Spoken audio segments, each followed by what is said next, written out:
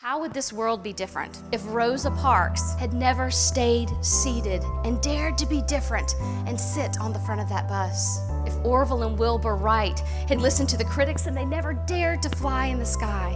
And sometimes people will go, "Oh, Jan, really? Who am I to try to change the world?" But I just say, who are you not to try and change the world? Who are you not to try to change the culture at your company? You have something that looks a little odd or a little off or seems a little risky, all of a sudden we take a step back and we pause. And that's what's happening in our organizations, and that's what's happening in those above you. If we don't stop and realize that it's our perspective that makes a difference, we're going to keep ourselves from growing. They have these negative preconceptions that are holding them back from being able to perform at a very, very high level. They need the tools that no one's maybe ever given them to be able to erase the old script and replace it with a new one so that they feel more comfortable being able to do the things that they're being asked and paid to do on a daily basis. I say we change, people change, markets change, the economy changes, things can change. We have to think bigger and get outside of our own comfort zone to make a difference.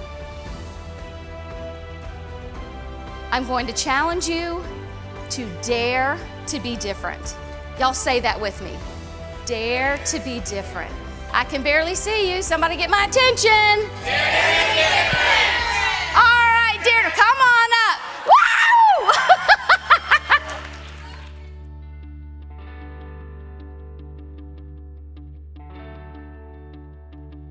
I actually had the dream when I was a little girl to play football and carried it through my life, and then all of a sudden find out that there's going to be a women's professional full tackle football team coming to Jacksonville, Florida. I actually went for it, made the team, and just got to live a lifelong dream that no one would have ever thought would happen.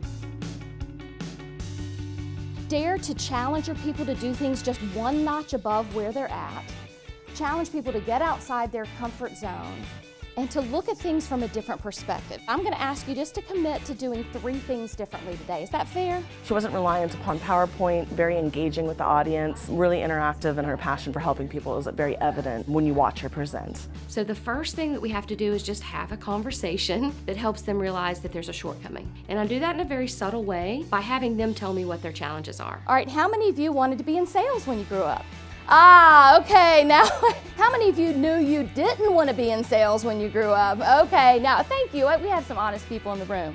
All of a sudden the pressure's on, revenue, drive growth, make this happen. Oh, and don't forget all the other compliance things. We find ourselves in this world that we didn't really sign up for.